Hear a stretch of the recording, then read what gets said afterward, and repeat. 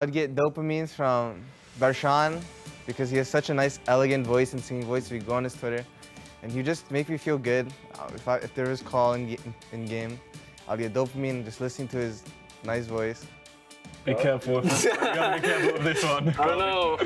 NA Carrier is kind of looking insane these days. Okay, I dodged Darshan. I don't need another top laner on my team. We're terrorists. We would run each other down so fast. I used to do it definitely a lot, like a year ago, or maybe 2 years ago. And Darshan typed to me in all chat one game, said, another day, another game against Definitely and Diamond. I said, this is the first season I'm in Darshan low. Don't type to me. Definitely dopamine with Darshan. I think he's one of my favorite players I've ever worked with. I think he's a very funny, very hardworking guy. Duo'yla dopamine boost'u because he's picking random stuff sometimes, so it's dopamine getting on your team. I probably dodge Busio. What? Honestly, doing it with Busio kind of sounds fun. He has a nice personality, but I choose Ayla. I do think he's slightly better than Busio, but Busio has a better off-roll too, so it's kind of close between the two. So I'll just choose Ayla, not Busio. Yeah, it'd have to be duo with Busio, aka NA Carrier.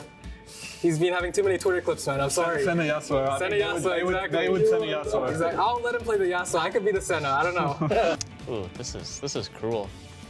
This is cruel. Probably dodge Busio because he types a lot, I think. I played with him and he was typing essay or something. And dodge Ayla, I guess. I mean, he toured us just last week, but screw that guy, you know? I'll come back for PG. Ooh, I love Darshan. He's my boy, but I would dodge him. I'm sorry. Soloki's not his place. That's no flame. Good pro player, but not his place. And then I would, whatever the last one is for Busio, dopamine? Yeah. Ayla, dopamine, duo, the rest just dodge. Oh. Okay, now I look good.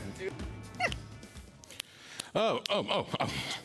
Welcome back to the casting desk. Don't mind me, I was just taking care of some business, as were Cloud9 after that game number 2. A great bounce back from them, Cubby. It felt like that game just kind of snuck up on us. Hey, TLA were winning, they have Soul, they were getting the first 2 Barons, then all of a sudden C9 with the Zeri, it came online, Desirux, and that was all King and C9 needed, with some great play from Compi on the way, too. I think Diamond highlighting that. Lux ult. Yeah, the Lux ults, the oinks. I gotta say, some of that vocabulary may or may not stick with us throughout this cast. Well, we'll have to see. It'll stick with me. Okay. Yeah. And Alex is on tomorrow, so he's going to be singing that all day as we are ready for this champion select. Now, I want to know, what are you expecting to change up right here, Cubby? As for Cloud9, I mean, they had a great bounce back. Now it's Team Liquid's turn. Yeah, so loser gets side select in the best of 5 series. TLA dropping that game 2. They're going to take blue side for game 3. So that's the first thing that's going to change. And honestly, all eyes on that Zeri, as it is now on the ban list for Cloud9 Academy. So they want to play it, don't want to play against it. Taking that away from Yawn. This would mean that Sivir, Azir are open. Those were big first picks we saw yesterday in the series against 100 Thieves Academy. And another big pick still on the table that I'm going to be watching out for is Talia. Copy looks so damn good on that champion. And my heart is completely tattered and broken, as Talia is going to be taken off the map. Copy is not allowed to play that, but it's a trade. Hey, Armeo, you're not allowed to play Wukong. And as the series has progressed, we've seen less and less jungle bans thrown out. It is the Trundle taken away from TLA. Poppy is up. That's been a huge pick for Shaden. There's also the Build-A-Bear, which has been a huge pick for Armeo. I'm really curious to see if either of those junglers are locked in here first. If not, you can always go Azir or Sivir. So waiting for that first pick to come out from Team Liquid. I mean, I'm just thinking Azir. It's the most standard thing to go for, but you are right, Cubby. The bear will be pulled out. Armeo, so good on that champion. I mean, I think he's undefeated so far in Proving Grounds. 11-1 in Summer Split. 4-0 in PG. Saw it pick up 2 wins yesterday. And it's funny because Armeo also pulled it out after they lost that game 2 against 100 Thieves Academy. So now, game 3, drop 1 game. Time for the bear. Armeo means business. That Trundle being taken away has to see what kind of answer we see from the side of Cloud9 Academy. At the moment, no junglers locked in, but we were talking about Sivir, some of the other big picks. Sivir going to be grabbed up here for King. Yeah, that Sivir being locked in, Cloud9 are going back to the Sejuani on top of it. And as we said, Darshan on that Sejuani did the right thing. He kept throwing out ultimates off cooldown, looking to capitalize on downed summoner spells for Team Liquid. I think it's a Felios Lulu here for the side of TLA. Only thing that could change that up, Azir is on the table. If Harry wanted to grab that up, It could be something, but I think the Aphelios for Yawn, we saw him answer that against the Sivir yesterday against BMFX and 100 Thieves. I fully expect to see Yawn pull it out again here. All right, waiting for that next pick. I mean, you already have the Volibear, Aphelios. Yeah, 2 standard. Should be locked in, does get locked in. Yawn so good at that champion, now paired alongside that Volibear with so much presence for Armeo. We'll see what they're going to pair alongside that as we got one more pick for Team Liquid.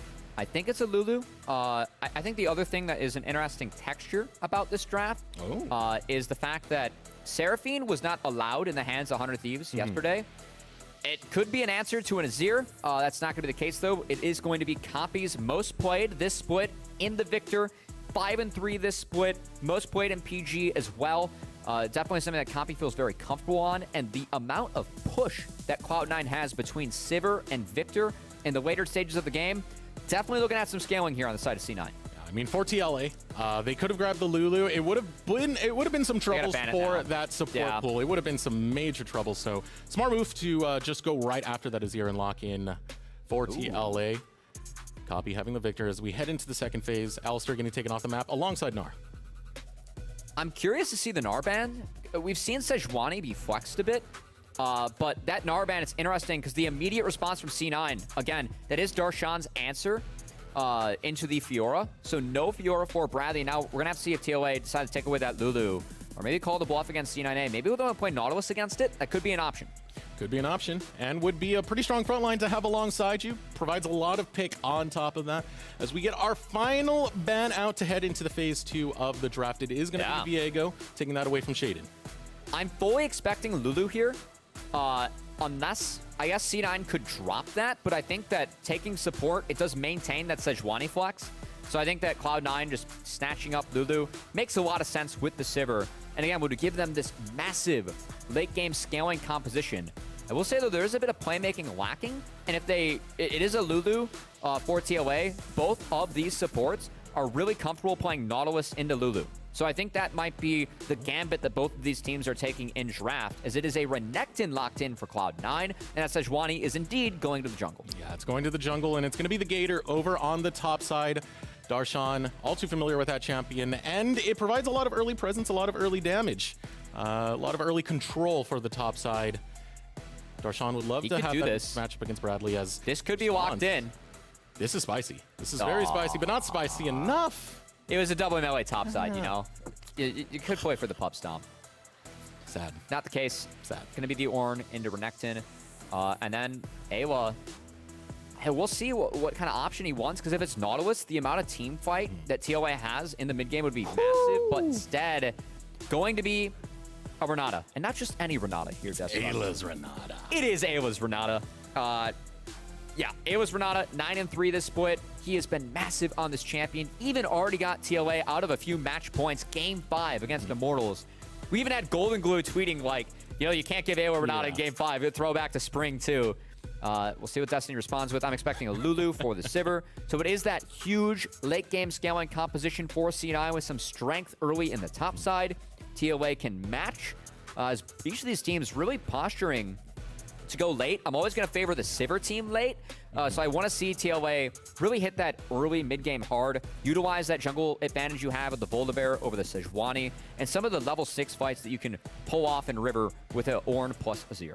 What I like from TLA is it's difficult for Shaden to play the role that Darshan was playing in the last game, where you're just chucking out those ultimates and following in through with the collapse, because there's so much frontline, there's so much protection for Team Liquid Academy. And I look primarily at Ayla. If you try and engage off of that Glacial Prison, Ayla has a very, very easy window, has a very, what's the word I'm looking for? A signal that the team fight's coming, and can respond accordingly with hostile takeover.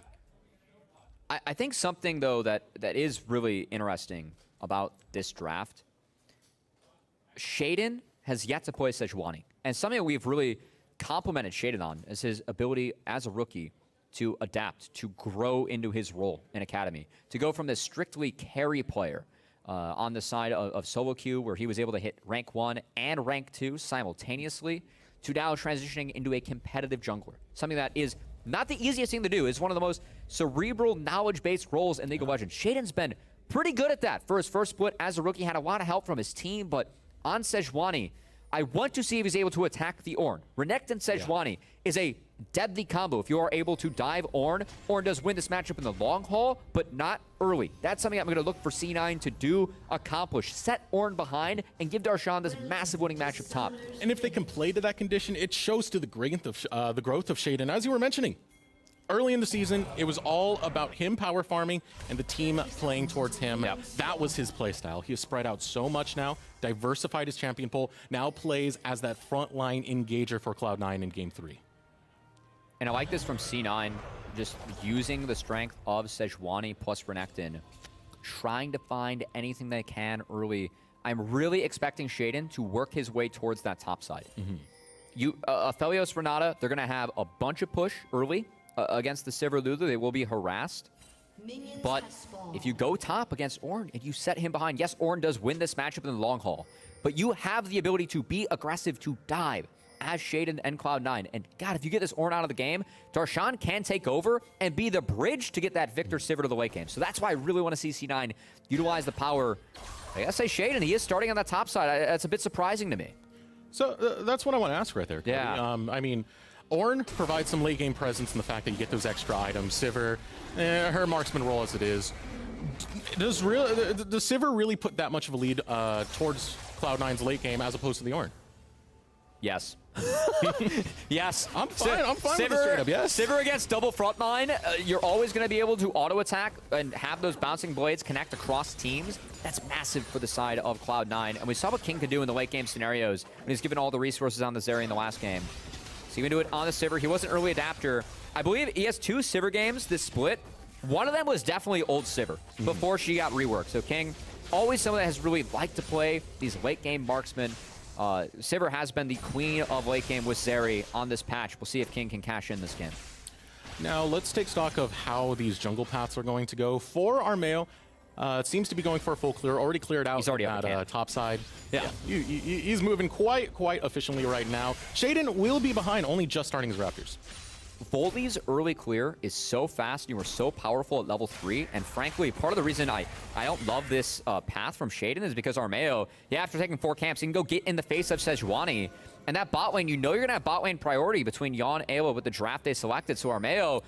Oh, no way. He sneaks in? Oh, okay. He's going straight for the gank onto Copy. Gets the stun onto Copy. The return of damage comes through, but the gravitational field... Well played. It's enough of a stun to make sure Copy's okay. Really well played, actually, by Copy, just to make sure that stun connected. Had to burn the flash, but that will be the TP already taken away from Copy. Armeo did sack the timer to potentially get in the face of Sejuani, but will utilize that to get some pressure mid, make sure Harry is set up for a good landing phase, and take that bot crab for himself. That's some of the creativity of Armeo. You can go get the face of Shaden afterwards, too. Bot lane still has priority. I mean, the obvious play there, invade onto Shaden, just transfers it straight into a mid gank, getting a summoner spell, and still putting some pressure over this bot lane priority that he has, his bot lane hover. He's staying around. Shaden, rough spot for him in this early. And again, Armeo on this Volibear, he is so sound how he paths. Actually, a funny fact about this tournament, Volibear is actually undefeated. It's 9-0 because Armeo and then Perry, who's sitting in the finals. Right. I've been playing it so much, I think Winnie picked up a game on it too. And, I mean, a lot of it is like in Proving Grounds Academy. You know, the strength that you have, levels 3, 4, 5 as this champion, and your ability to not only clear quickly, but also make plays early can really throw teams off their plan. Gets teams early lead, they can snowball from there. Not to mention the ease of pulling off dives and just forcing those. Sometimes our academy teams can struggle, juggling the aggro. Volibear makes it easy, man. Just turn off the turret. Just turn off the turret. Yeah. Makes Mad Magical happy for sure. It's simple. Shaden roaming over towards his river, kind of utilizing some of this priority established by Copy. And that's what I'm going to be looking for a little bit more now, how Shaden and Copy play together with this frontline engage that Shaden is playing, Copy being on this control mage. I mean, if there's any game I'm looking for Shaden and Copy play together, it's not this one. I don't want to see... Sejuani's only going mid to try and fix the lane for Victor. Yeah. Sejuani's going elsewhere, man. It's about playing both of these sides and Copy trying to get push to make sure they can spot Azir. Once Copy gets that first E-Evolve, that's when you can start to push in this matchup. Until then, it's all Azir, it's all Volibear favored. It's really all about what team Liquid Honda can do early. And at the moment, we have seen Armeo already get a flash out of mid, but he has to base, as he is not based yet. He's going to get a nice buy, and we'll see if he can affect bot lane next. Both Ayla and Jan showing up to the bottom lane to catch that wave that is now crashing. But over in the top side, Shaden is looking for a gank. Places a ward down. Bradley, the wave is shoved in towards the side, so Shaden can't do too much over there. But a good line of vision being established by Cloud9 in this early game, really trying to spot out where Armeo is going to go and making sure that we're not going to have a repeat of what we had in game number 1 with that early Armeo impact. Darshan playing this nicely. Bradley pretty much out of mana. Actually was able to get a biscuit and go. Darshan did hit 6. Going to sit on the Dominus. But that big trade, Shaden, oh, that's a great ward from Harry. Going to spot Shaden going top. Darshan's trading to, you know, open up the possibility of a dive with 6. That's all scouted by TLA. The base is canceled for Bradley on the top side, but that's a free dragon right on time. Bradley, we'll see if he can survive. Oh, they're going for the dive. Bradley looking to get out of this one. First blood's going to be established by Cloud9, but Dragon grabbed for Team Liquid. I like that trade, and I love the fact that Darshan committed flash instantly. Guarantees that Bradley can't pull off any of the orange shenanigans with the knockups, the unstoppable, able to flash, guarantee that the stun lands, connected with the permafrost.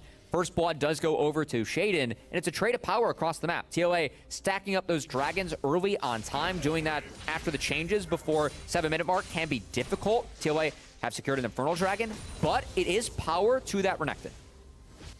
Early power to this Renekton that works very well in the early stages of this game. Shaden leading the charge here where Darshan was oh so low and really utilizing that health bar. Again, Shaden takes aggro, Darshan insta-flash follow. No shenanigans from the Ornn. Nothing is going to stop them from pulling off that dive.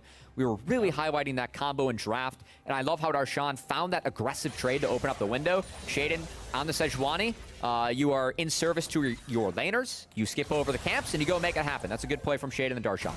Stack that permafrost oh so fast.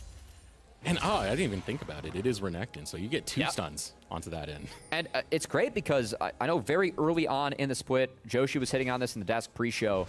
We saw Shaden, the earliest game plans, once that full roster came together, it was about playing in service to Darshan, strong siding topside. And having this be a bridge to get King to that late game scenario where King has really excelled not only this split, but throughout his entire career as a marksman. So I feel like this draft and how C9 are playing early really fit the identity that we saw from them when they were at their best in Academy. And after that 0-3 against Dig, it's been great to see them play good today, as now Shaden, he has 6. See if he can pull the trigger on that Glacial Prison. Not pulling it. Sees Armeo coming out from the river. Realizes priority is not established there for Copy. Okay, so that trade is actually really big, because now Shaden is spotted. Bot push is in favor of TLA, and this means that TLA, they can make the play for the Rift Herald. It is top priority going over to the Renekton, but if you are able to start it when your bot lane is able to move first, that is the angle that TLA are looking for to try and contest that objective.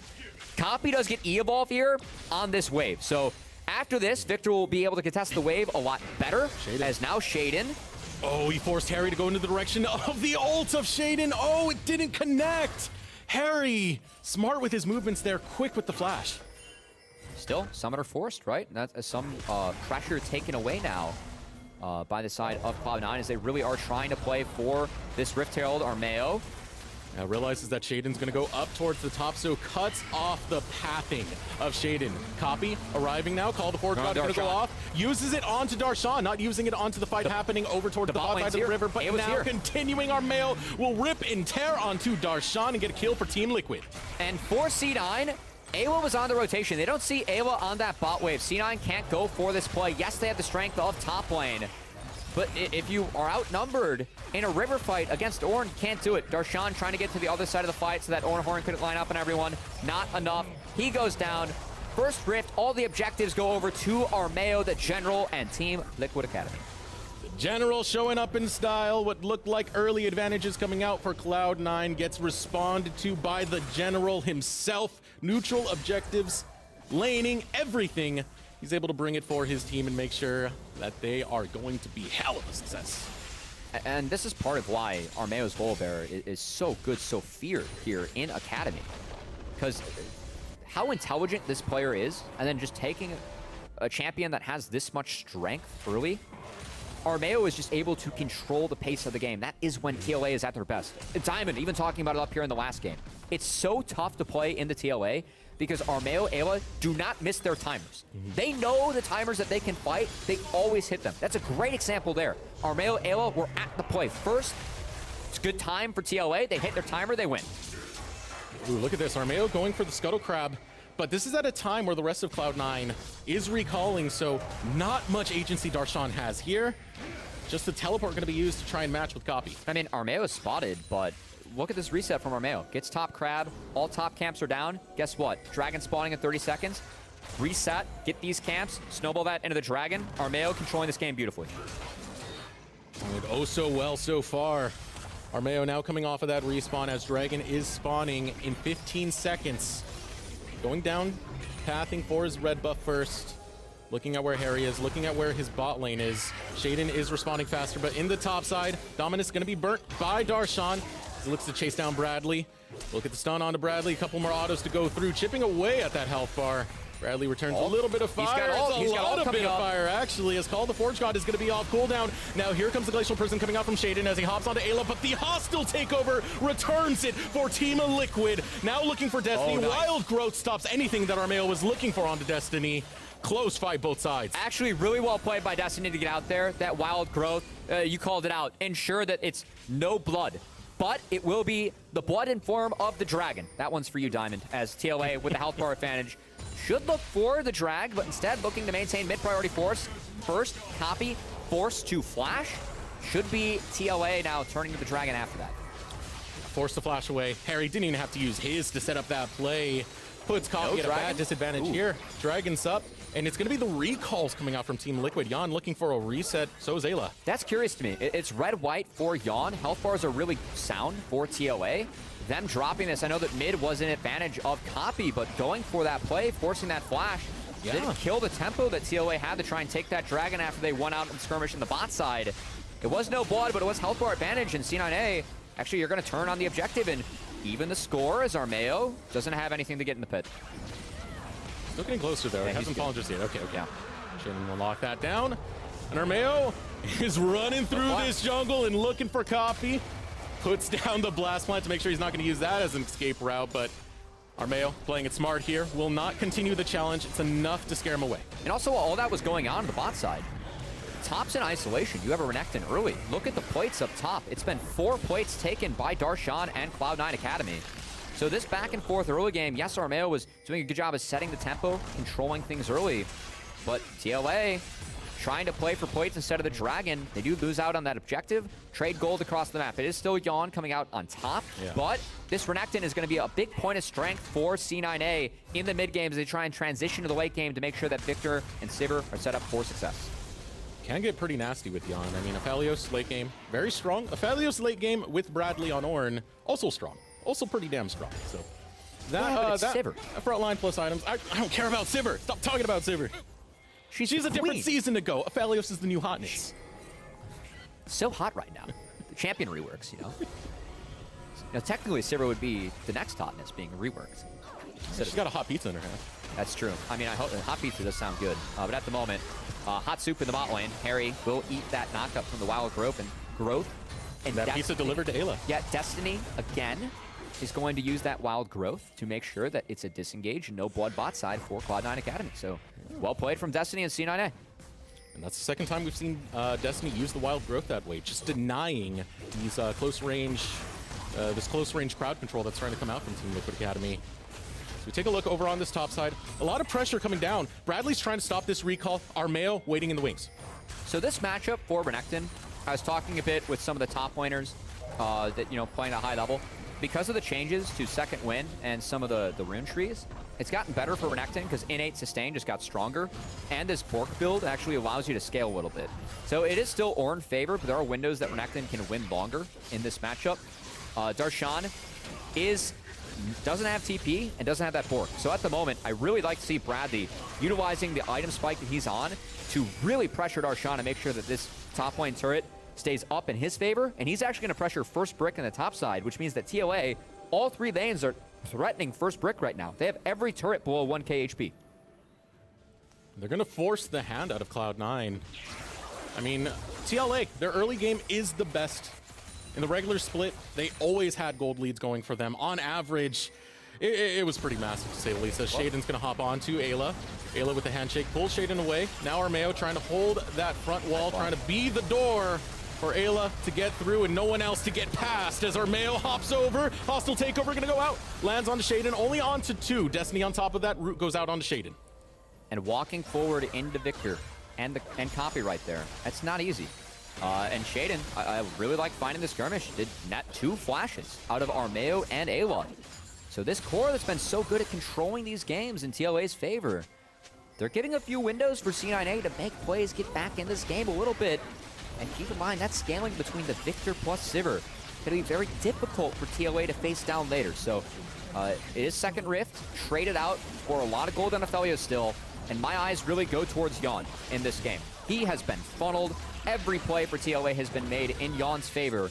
We're going to have to see if Yawn is ready to deliver. As at the moment, it looks like Yawn's going to deliver a kill over to the side of C9. They know the importance of it. He has Galeforce going to try and get out with a TP. Oh man, he might have cursed him. Yawn tries to get away from the Gator. Darshan can't finish off the kill. Call the Forge God comes out, and here is Team Liquid to defend their marksman.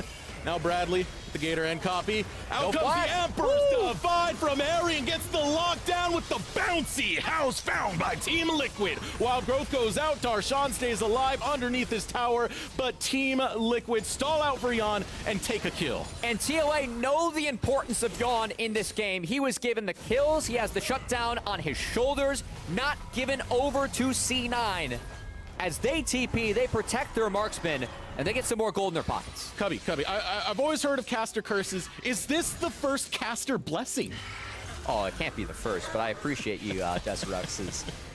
Yawn truly blessed having his teammates come to his aid here. Both Harry and Bradley finding those TPs. And again, Copy, keep in mind that flash was traded out for the Dragon, with Armeo making that play to attack Copy. It's punished here. TLA, again, the terrain displacement, very strong against Victor plus Sivir, used beautifully there by Harry, as that Emperor's Divine ends up being a scoop and score in favor of TLA.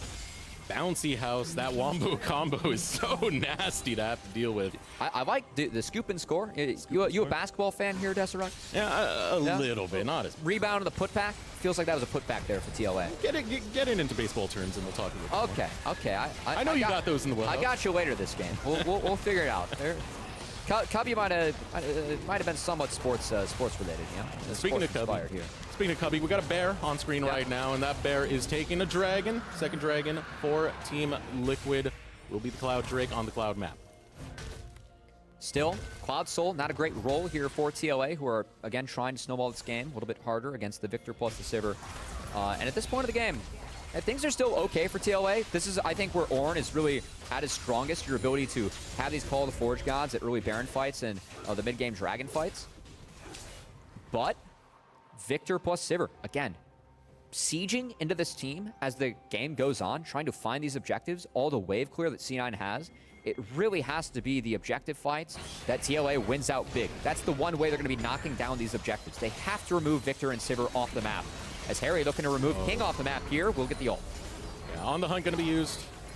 King forced to run away, but that's okay. It's his ult burn and not the flash burn. It still does give some positioning coming out for Team Liquid, who are piling up as a 5-stack right now, going into the blue jungle of Cloud9 Academy because they see Copy completely out of position. Teleport being used. Nice. TLA, they give up on the play.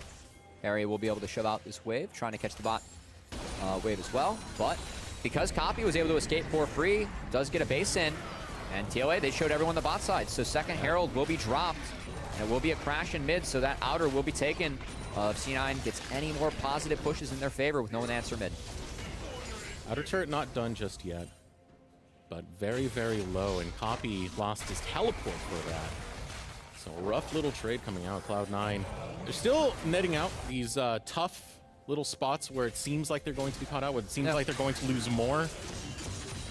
But Team Liquid are the ones with the gold lead right now with control of the map, and they continue establishing that control that has to be respected, because if you get too far forward, Harry is not afraid to pop that Emperor's Divide and completely deny King anything. Oh, Darshan, he's going to try and go over the wall here, but Armeo. Oh, okay. He's not going to play that blast cone. Didn't want to play it with too much fire. That actually would have been a good look if he hits that blast cone. Maybe gets Darshan to go back in the pit. Didn't have flash. Might have been able to find something, but Armeo will instead play for the Raptors, and TLA trying to make a play for mid-turret. And TLA, I gotta say, I was kind of expecting games to look like this. I feel like Cloud9 Academy have been a team that prefers scaling, much like their LCS team. And TLA have been, you know, I think they're really at their best when they get early leads and make it turn them into clean wins. This game, C9A are putting up a damn good defense. I mean, they're down 1k gold, they're down 1 dragon. That's fine. If you have Sivir plus Victor, I feel like C9 are ahead of the curve at the moment. They've been able to play good defense, answer some of the plays, the moves from TLA, and that's going to be a big benefit to them as this game moves forward. They're not staring down a soul. They're not staring down anything dangerous. They have a lot more time to scale if they want it. And it bodes so well for them and their progress throughout the season because Cloud9, I mean, throughout the season, it was very, very early leads that would lead to early closeouts in games, not even too much into the mid-game itself. Cloud9, for a while, I'm not sure if it's the same stat. I know sometime during the season we looked up that stat, and they were the team that was closing out the fastest games. They were running through a lot of these games. Now Team Liquid are looking for something in this mid-game right now as Cloud9 try and survive and play with the slower pace that Team Liquid set. There's nothing for C9 to do here as Copy actually is on his lonesome. Oh, Mayo's going to commit. Yeah, that's both summoners down. The Bear's going to stay on top of him. Gravitational Field will get the disengage. Shaden finding a disengage of his own over the wall. Will be resets, but more camps eaten up, as Diamond likes to say. We're eating good here, side of TLA. Taking a mid-outer, taking a few flashes away from the side of C9 as Copy's flash, very valuable summoner spell that's, again, denied, milked out by Team Liquid Honda as TLA. Will be a reset at the moment, but they're going to start to shift that power over to Baron. Oh, boy. Big TP. Yawn trying to stack up the chakra. Wow. Darshan. Right into Darshan. The kill goes to Harry. And with that, both of your carries, they're right next to the Baron. Gonna take it. And I love the aggressiveness of Team Liquid. As, again, TL. You make any mistakes against this team, they will punish Darshan trying to get a blue buff Shaden off the map. Nope. And it's an insta-Baron for TLA again. Team Liquid Honda Academy grabbing Baron in game number 3. Might have been a strong bounce back from Cloud9 in that game too, but we're back to the standard play of Team Liquid controlling the map. Team Liquid, man. Oh my. This team, again, it's a slow game. C9 scaling up. You have Victor, you have Sivir. Darshan spotted on a blue buff, shoving a wave. It is on a reset for TLA. They weren't pushing, they needed the reset before that dragon. Darshan did not match, he gets punished. All of a sudden, Baron down. Now, Cloud Soul. One Cloud Dragon away from Soul, and Copy, he's got no flash, so that's a stopwatch.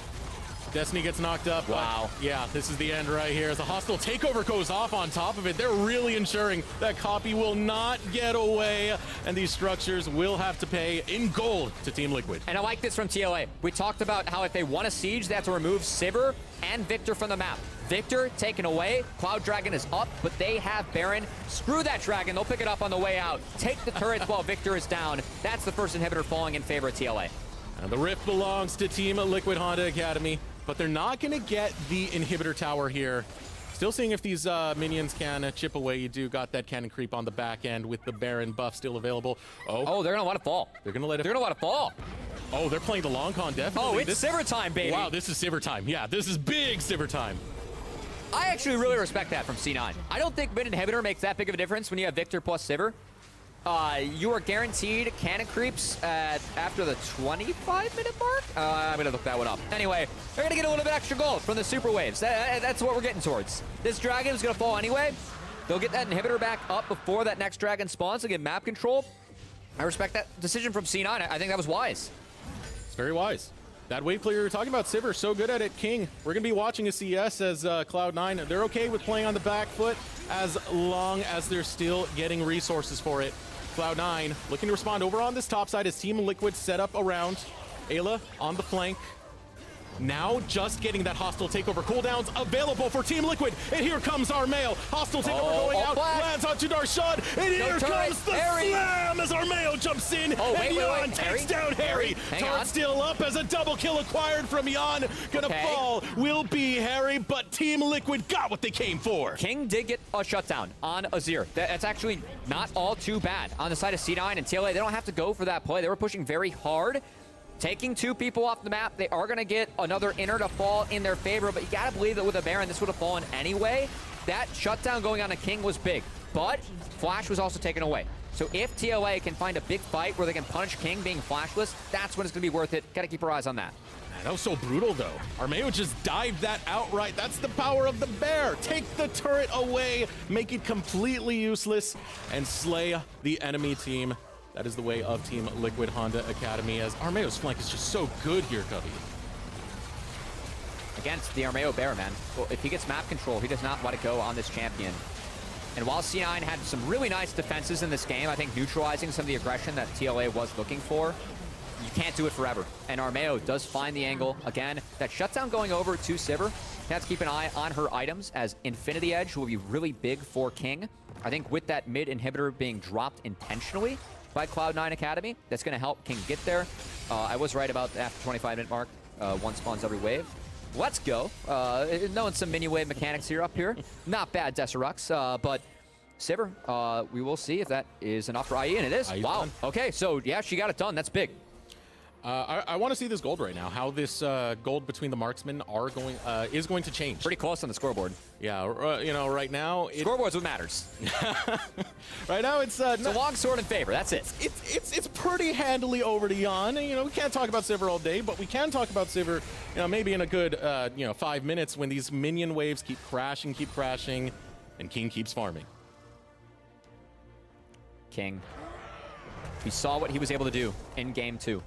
Really making sure that he was able to get Cloud9 Academy across the finish line. Keep in mind, King, the Mammoth days, him and Destiny. King, the winningest player ever in Oceanic history. Oh. I love what King said. You know, he feels bad when he loses the Oceanic players in NA, because when he was in that region, he did not lose often. He has more trophies over there than any org has in their trophy case as an individual player. So when King falls to people like Ayla, you know, he takes that personally. And I got to say, King, someone that I think had a tough shake last split. He was playing stage games, not all scrims on the in-houses. That was Fen. King, this split, I think we have seen his play get up, being reunited with Destiny and being able to have some more practice time. He's going to be big in this game, but oh no! Oh, you cursed him, Cubby! You cursed him! You blessed Team Liquid. You curse Cloud9. I was trying to hype him up. You know, he felt bad losing to Ayla. Ayla shakes his hand right there and says, nope, I still own you this game. Takes him down, throws him into the team. And now TLA looking for Nexus turrets. Ayla so good with that pick. Oh, we're cutting the wave. This is cute. Oh, this is cute. Darshan not going to allow the wave. That's very cute. To be led right into the base. Armeo. I mean, he died. Chasing onto the Gator. Yep. The game's not over. He's not getting away from this one. Game's not over. It does delay the game. It does allow Cloud9 more windows of opportunities to try and get out, as a little bit of a Benny Hill theme going to be played. Just chasing down Darshan. Finally.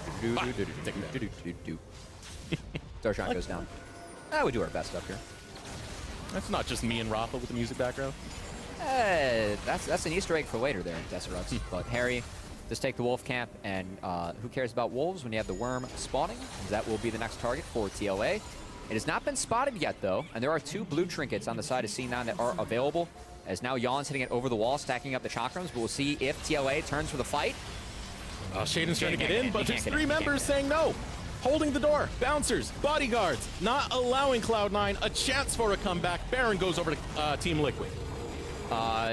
Besides the Ornnie out, that was clean. And hey, it's going to be a clean base for TLA, taking the Cloud Soul for themselves, and we're kind of back to what we saw in Game 1, Deserux, which was when TLA gets control, it's hard to get them off the high horse.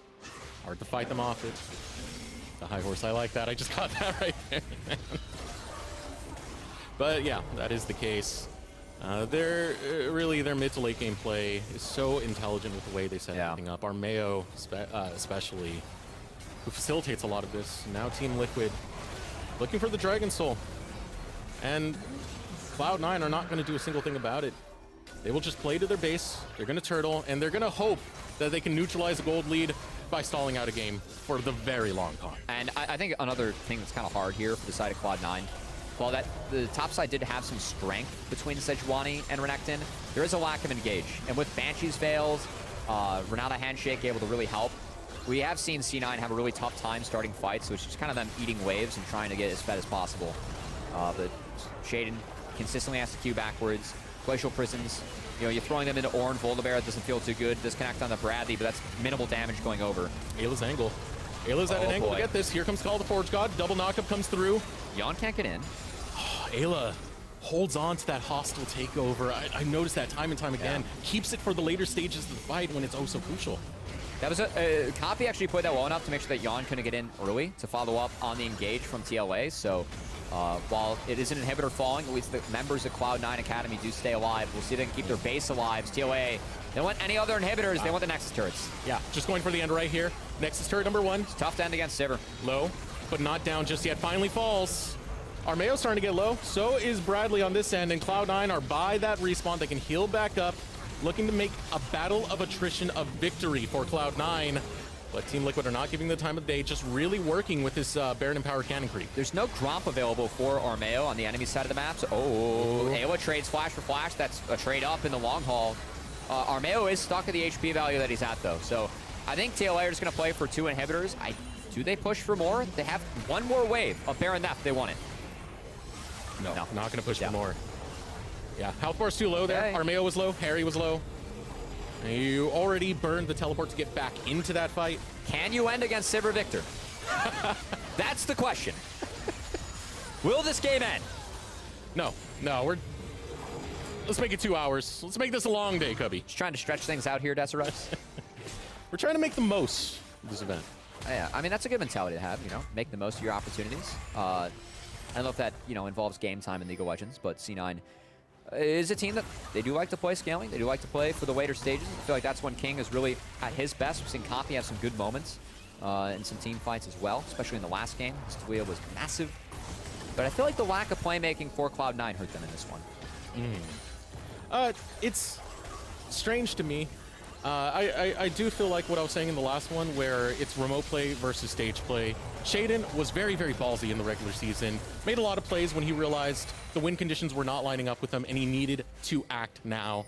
Now Shaden doesn't seem to be as willing to make those ballsy plays. I mean, 40 minutes looks pretty good for Sivir Victor, so I can't respect that, but still, the angles to try and find poke, try and find picks, it's tough. Shaden's the really one source of engage as that Glacial Prison does go wide, and now Yon steps up. Oh, Yon eviscerates Cloud9 Academy! Hostile takeover follows through, and Armeo will rip and bear. The rest of Team Liquid Honda Academy will destroy the base of Cloud9 and take us to match point! And with all the chatter we've had about King and his late game performances, Yon says, who was the top performing marksman this summer? It was I. Yon steps up, one cooldown, the one engage tool that Cloud9 had available. It goes wide, Yon takes full advantage of it, blows up the fight before it can start, and that's TLA making it up 2-1. Man, whenever Yon does that, it catches me off guard so hard, but it catches Cloud9 off guard even more. The late game stall, trying to make it a reality. I mean, you had the right pieces for it, right? Victor and Sivir. You wanted that stall, but Team Liquid, they know when to make the play happen. It started with taking Copy's flash and then follow through with the rest of the closeout. You wanted the baseball reference, right? Hit me. I mean, for TLA, Yon, regular season, was putting up an Aaron Judge stat line. I mean, statistically, Yon, it was like 777 DPM across 36 games. That's pretty filthy as a marksman. Not to mention, when you have team fights like that, that's kind of knocking it out of the park, too. So I think Yon doing pretty good regular season and postseason here, and good to see him step up on that Aphelios again. Had choice to counterpick. Him and Alo were able to cash it into the bot lane. And TLA, when they get push, when they get priority, what they were able to do with it is better than what other teams can do in Academy. That's why they were a top seed coming into Proving Grounds, and why they find themselves up 2-1 in this series. All right. Team Liquid Honda Academy now at match point as we get ready for game number 3. We want to return this to Diamond and Kangas. A little less on Kangas. Let's take a listen to something Darshan had to say, as we'll throw it to them right after. Playing League of Legends competitively has just been my entire adult life, basically. So it's something that's very near and dear to my heart. I think that it's been a beautiful journey, like learning so much about myself and life through the decade I've been doing it, right? Like there's the whole LCS 10, but yeah, LCS 10 is like also my 10 years as well. So yeah, it's just been great. Awesome to hear from Darshan. Desrix, I got something for you after the show, you know? Still got some glass in my shirt right now, but we'll recover from that later. Team Liquid up 2-1 in this series. Really big stuff coming in from the Team Liquid Honda Academy squad. Diamond, I want to get your thoughts because you were the one that predicted 3-1. Is this the path that you expected? Yeah, I mean, I think usually like a team kind of like just tries more stuff if they're ahead in like a draft. So like they will like change it up a little bit and see how it goes. Like I think they were experimenting in Zeri, so that happened, and Zeri like got it down. Cloud9 had some clutch plays in game 2 to bring them back a little bit, but so far from what we've been seeing is if Armeo gets the drop on Shaden early on in these jungle paths, he has a much better time, right? Both times where Armeo's gone for invades, Team Liquid has won. When Shaden invaded Armeo, Shaden got the win. Ooh, so whichever jungler is, you know, first to that activity, first to the play, might be big. And Armeo bringing out the bear, the bear coming out here. We looked at the you know graph of the shared jungle pool versus different jungle pool. Armeo is somebody that plays the bear. Diamond, you had your own opinion on it, like, oh no, not the bear. Not the bear. Not the bear, man. Every time Armeo plays this, it's like, why don't we play the bear, UG, huh? Yeah. Like, it's like every time, man. Every time you go on Grinder, just not the bear, man. About Yuji in the jungle pool. Yeah, Yuji, come on. I want all the rookies to play it. I think that's the play. Get everybody playing the bear champion and study Armeo's you know, VOD maybe from that game. True. I want to go back to the point you said, though, whoever's first to the play, whoever's first to make action and go for the invade, is this replicable from Cloud9 side? Is this something that they should be looking at as well and saying, all right, well, let's just throw ourselves in their jungle then, draft for that priority? I think a lot of it comes down to like how much lane control you actually have, right? We've been seeing that it feels as though Team Liquid have been picking at least 2 winning lanes every single time, and it makes it a lot harder for Shaden to actually try and make these proactive plays if his lanes aren't ready to back him up. And that's something that Team Liquid have been having a bit more success in so far throughout this series, and if they continue to build that up, it's going to really put a lot of pressure on Shaden, who's not only a rookie, he's in his first stage series ever. Yeah, that's something that I think is also important to touch back on, that there's 2 players here that have now, played 3 games on stage in their entire career. It's really cool. I'm hearing that Cloud9 Academy have picked blue side. So when we look at the current landscape and the current patch, blue side has been favored slightly. But I believe we saw Team Liquid get a win on red side, if I'm not... They did. Yeah, it was the game that broke the camel's back, right? Game 3 up against 100 Thieves yesterday. So we'll see if they can do it again going into Cloud9 today. Yeah, if they're trying to go for that 3-1.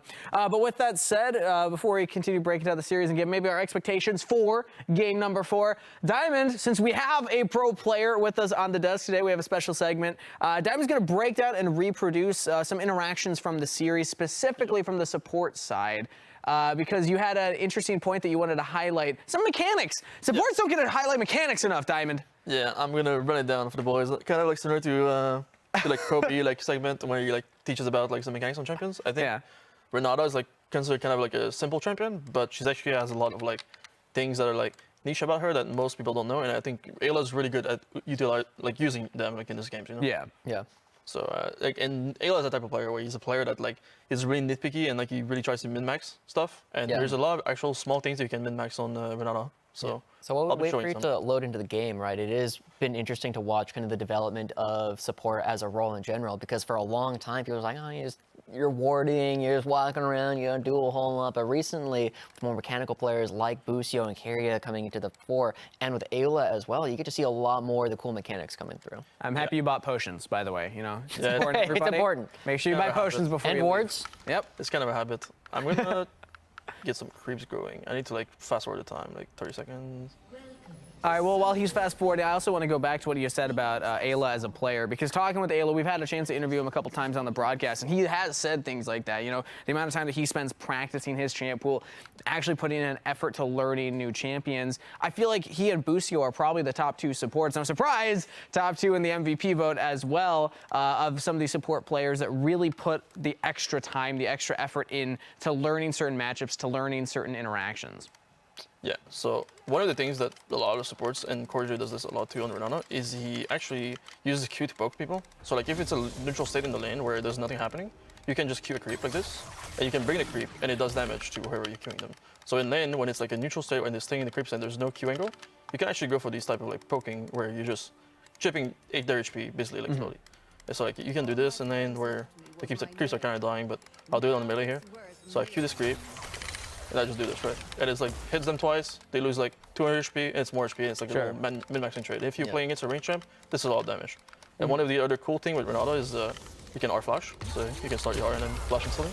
And that catches a lot of people off guard usually, and you can do it sideways as well. So you can like change the direction, so you can do this.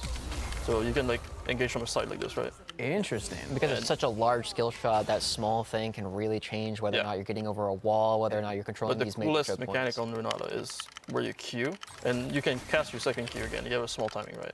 Yeah. So I'm gonna disable creep circle because they're annoying me, and okay. I'm gonna basically pull into me, and then I'm gonna ulti in between the cast. So this is one of the Renata's like hardest mechanic, but it's pretty easy to do. So what you do is and then you pull into the ulti. So it's like so they're stunned during the entire animation. They don't have an opportunity. Yeah. They can't flash, and even you can also min-max even more. I think you can auto at the same time too. So Q. Oh, I trolled it there. Oh. But you can throw your ulti, and you can throw your ult. Basically, you can do this, right? Then your ulti, you can auto in your ulti. So I just did that.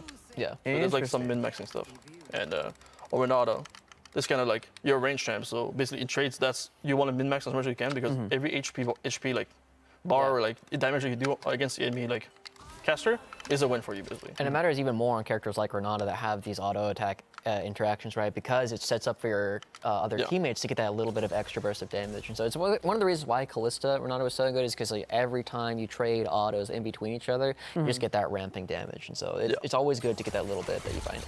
Boom.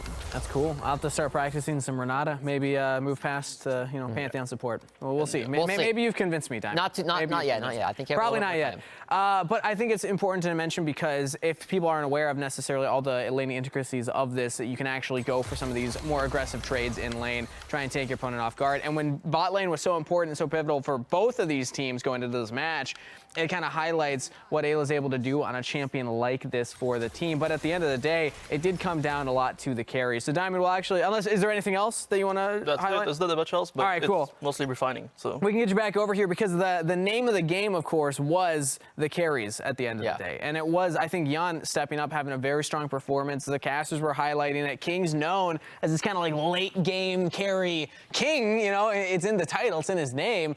But at the end of the day, it was Jan, much newer player, much younger player, not nearly as tenured, and hasn't won, championships before other than PG last spring, who was actually the one that stepped up and had this big performance. Yeah, and Jan's been looking very strong throughout the career that he's had over the last year, right? A lot of people, I know he's a darling of Reddit. Every single time I check a post-match Reddit thread on Team Liquid Academy, everyone is saying, why isn't Jan already in the LCS? People need to be giving this guy another look. And he had a couple of pretty darn good plays. This play's insane. Look at this. I love the way that Cubby called it out, right? Because he was saying Team Liquid recognized they have made their investment into Jan. Now they need to make sure that the investment pays off. You see the instant reaction coming through from everyone on Team Liquid. And he also sets up another one later on when he catches Darshan again. Yeah, there's a very similar play that we had against Team Liquid for FlyQuest Academy. And we tried, Jan was like completely in thing. He was like without this one, and we had like a wrap on it. And then he like outplayed us, like wrapped around, and then we got ace, and then we instantly lost the game. So these type of plays are not like, this is it. Yeah. It always happens, Yeah, this confidence. There's a Renekton. You're the only one there. I mean, obviously the team's calling, look, we're going to teleport in Azir, but you are solo Aphelios for a couple of seconds against a Renekton there, and just the confidence to go for that kind of play. And echoing Jan as a player, the thing that made him push into our top 5 most valuable prospect list, and what we highlighted in our video for him, was the ability to output damage consistently in fights. He doesn't die too often early on in a fight. He's playing at the edge of danger, always making sure that he's trying to min-max every last ounce of damage he can get out. And also shout out to Harry as well, the other DPS in that game. The two of them were just this kind of deadly combo that C9 could not get past. Go ahead. Well, I was going to move on. I'm going to talk a bit more about King at this point, right? Because we are looking at him. He was a major part of why they actually won the game that they did, right? A couple of very crucial zaps, or not zaps, that's Jinx, but whatever the Zeri W is called, right? Where you do like 1,000 damage to your target. Ultimate. Yeah. You kill the dragon, you get the kills on players like Jan. But he also said in his interview he hates losing to Oceanic players. And it's currently 1-1 in best of 5s that he's currently at, up against Harry and Ayla, who are both on order for a long period of time. It was a situation where the last time that King played up against these guys over in Oceania before he came to North America, he 3-0'd them. And then more recently, when they were playing, it was a 3-2 in favor of Team Liquid in the last series that we talked about when we had 7 of their players still in the game. 7 players have some blood, have some beef against each other from that last summer time in Academy playoffs. But with that said, that's 3 games. We got game 4 right around the corner. Team Liquid Academy on match point. C9 fighting for their tournament lives right after this.